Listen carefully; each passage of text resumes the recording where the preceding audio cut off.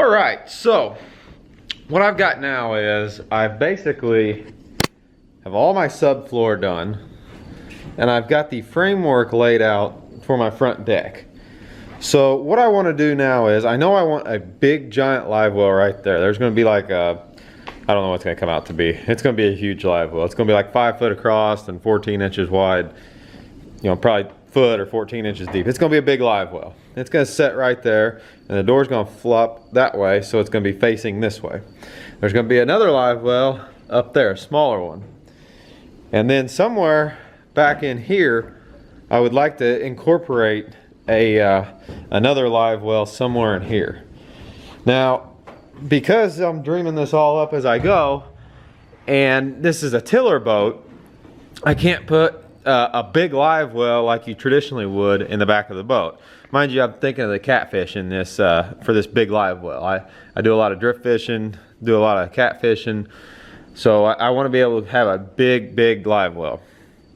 So what I'm going to do is I'm going to go ahead and I'm going to deck this whole floor out, and then once I do that, then I can kind of start seeing how things are going to be laid out. But since I've got my tiller handle here, I can't get too far away where I want my seat, because you know I won't be able to reach the tiller handle, obviously. So I'm kind of restricted in that aspect, but at the same time I think everything's going to come together and work great.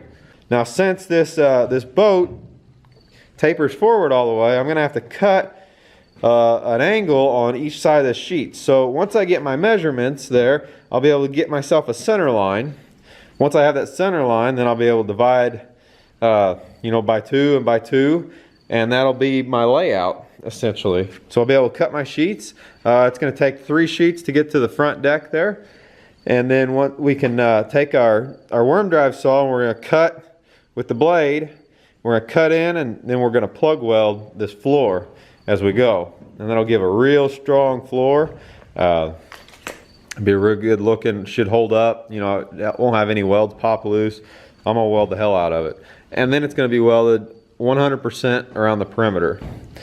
So anyway, up in the front deck, what I'm thinking here is to offset that giant motor in the back, I want to get some weight up front. I'm going to have a 36 volt trolling motor on this boat, so this front section here is going to become battery storage as well as a step. So right now you can see this is the top of my front deck right here. That's an 18-inch step from right here to right here, which is a little much to be stepping in and out of. So I'm going to cut that in half, you know, the height of a battery, as well as once I get the batteries in here, I'm going to get some weight in this boat, and I may put the fuel tank there and have just like a little sub deck right here, you know, so it'll come out right into here, be an 8-inch step, 2 or 3 foot or 2 foot landing or whatever it is. Then you'll have another 8-inch step here, which is not going to hurt me one little bit because I've got so much room. I'll still have over 10 foot of completely flat open deck space. So like I said, traditionally you would house your fuel tank underneath the floor, but since I want to make this 100% sealed off, I don't really have that option. I may end up putting the fuel tank all the way forward. It's all going to depend on how this boat's going to be weighted out. Once I get the floor in here and the sides, the catwalks, the majority of the weight of the aluminum, I'm going to then take 3 batteries, stick them up front. I'll have my 2 starting batteries back here, and then we'll be able to take this boat to the lake. We'll be able to set it in the water and see how it sits. I want this boat to sit as flat as possible in the water, and so I'll be able to kind of move the weight around as I need to, which is kind of going to dictate where the fuel tank's going to be. So like I said, kind of just winging it at this point, but I've got to do something, so I'm going to get the floor in. That'll give me, once I get the floor in, then I can start figuring out how this is going to be. This back wall here can be installed, and then I can go ahead and start building the big live well. I know I have more than enough sheets there, but I want to go ahead and get the floor in first, and then that'll kind of dictate how big I actually want to build this front live well. So anyway, that was a lot of information. Throw you up on the time lapse and we'll do something. All right, so I'll give you a little bit of an update here. Kind of let you know how I'm going about doing this. So I hope this will pick up on the camera. So I've got all my sheets in here. I end up going with 3 sheets here for the deck. Now for the front, you'll notice there isn't anything here. That's because the batteries and the fuel tank, there'll be 3 batteries for the trolling motor, and then the fuel tank are going to set in a secondary deck right here that's going to come out about 2 inches past the end of that sheet. So there really isn't any need for me to put all that flooring in unless I absolutely need to. And since I'm kind of running shy on materials here, I'm going to wait and see and make sure. But that's no big deal. If I need to add that little piece in, I can. Nonetheless, this is right here. This is the main floor that you'll actually see of the boat.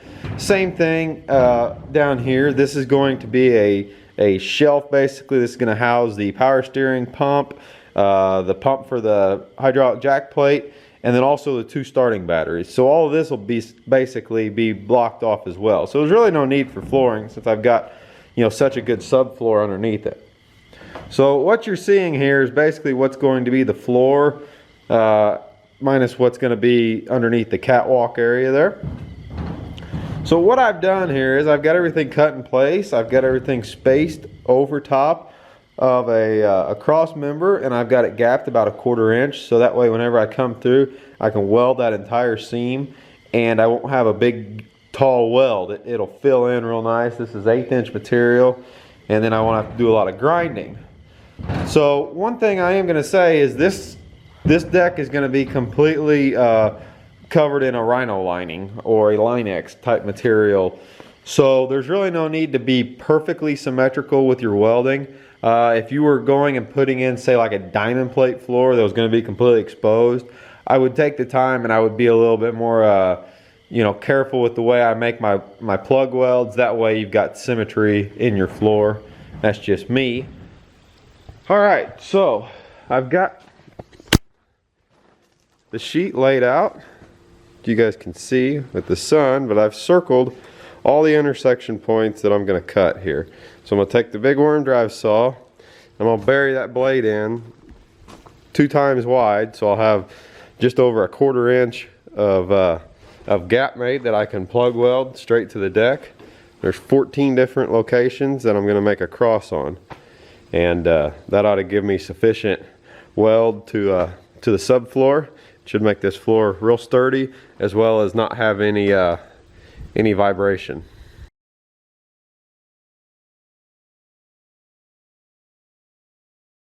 So you guys just saw there, that's how the plug cutting's going. You can see there all the X's. Those are going to be welded in through the subfloor. So anyway,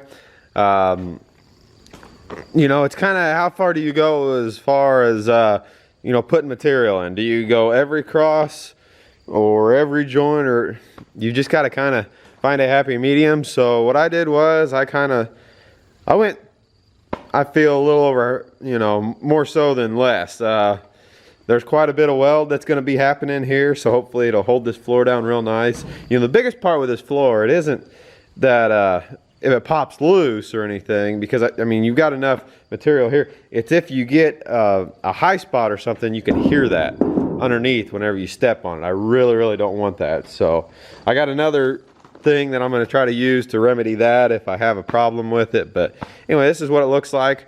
Fairly easy to do. Like I said, if you are doing this, or if you do attempt to do this, just be very careful. You are plunge cutting a you know, 7 1/4 inch worm drive saw into metal, so you know, just hang on to it. You don't, if that saw grabs the wrong way, let me tell you, it'll you know, it'll tear some stuff up as it comes out and could potentially be dangerous. So anyway, this is still the quickest and fastest way to do it. You could sit here for days if you tried to use a cutting wheel on a grinder. But anyway, a worm drive saw has really done a lot on this boat build, and like I said, it works good here. Just be cautious with it. So I'm about to weld in this floor here, and you can see I've got everything cut. I've got 14 different crosses that I'm going to weld in. Now I feel like this should be sufficient welding as far as holding the material down. That being said, I've been in a lot of boats in my life that's you step on the floor and you can hear that looseness. And so to try to mitigate that, whether this works or not, what I'm going to do before I weld this in is I'm going to line these sheets all in place. I'm going to take and mark where I'm going to weld, and then I'm going to come back in and I'm going to put down some adhesive. Like I said, this may not be necessary at all. I may have plenty of weld contact to hold this floor down, but maybe it's just the carpenter in me. You know, whenever you put down a subfloor, you nail it and you glue it to reduce squeaking.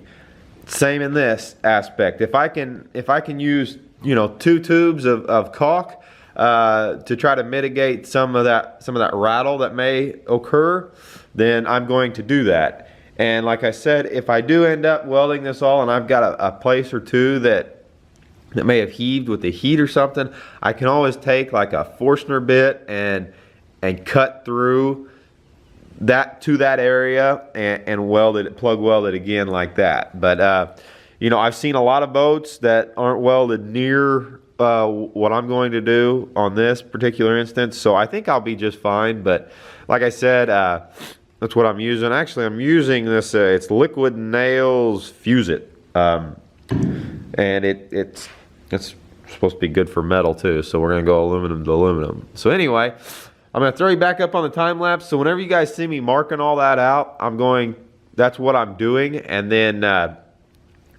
I'll put down some adhesive there where I'm not going to weld, and then I'll start tacking this and welding this stuff in place. Now, like I said, all this could be for nothing. This stuff may melt. You know, it may melt and just fall out of the way with the heat of the welding. But like I said, you know, this stuff's pretty cheap. 2 tubes of caulk, a little peace of mind. I'm gonna go for it. So anyway, I'll get you set up on the time lapse. We're gonna start here from the back and work our way forwards, and we'll get this floor welded in.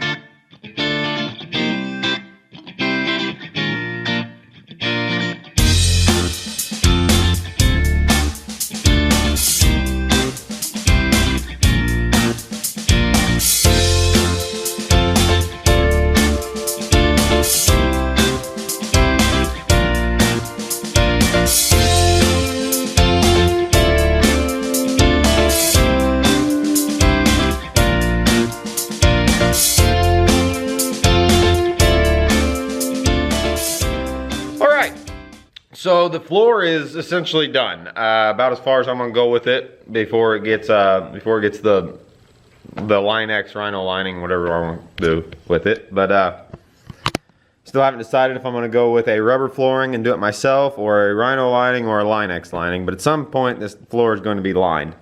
So anyway, what I did here is I've got all my weld points in. As you guys saw in the time lapse, I welded all the seams 100%, all the cross sections. Now, there's one thing that I've never been happy with on any boat that has a metal floor, and it never seems like the floor lasts. Within a couple of years, it always seems like the floor pops. Whether it be welded floor, whether it be a screwed floor, a riveted floor, whatever, it seems like that the floor always ends up buckling, popping. You have that snapping noise. It just comes loose. And I was real worried about that whenever I did this floor. And I think that there's 2 reasons that this floors always fail. I think number 1 is insufficient subfloor. And number 2 is the fastening is just not sufficient for the way that these boats need to be fastened. I mean, these floors, they need to be fastened at a lot of points. So anyway, as you guys saw, I feel like I've got a very sufficient subfloor in this boat. You can't step you know, more than a foot width and not hit good metal. So I've got that going. I welded the hell out of it, and just because I can, I took these, see if it'll focus, yeah, number 4 here. These are number 14 stainless steel panhead screws. And as you can see, on every cross point, which was across from that, and at the very edges around the perimeter, I screwed the floor down also. So now I've got the weld working for me, and I've got the screws, and I've also got the construction adhesive underneath there. So hopefully, with all that going for me, this floor should never come loose. You know, I think a lot of people don't realize that the heat of the sun will actually make this metal sort of buckle, you know, and twist and warp. You get out in a 100-degree day on the lake, you know, that sun shining down on this bare aluminum, it could very easily make this floor buckle. So hopefully by doing all this, I screwed the hell out of it around the perimeter, and I got a bunch in the field. So along with all the weld, I feel like this floor is going to hold up very well. Very happy with that.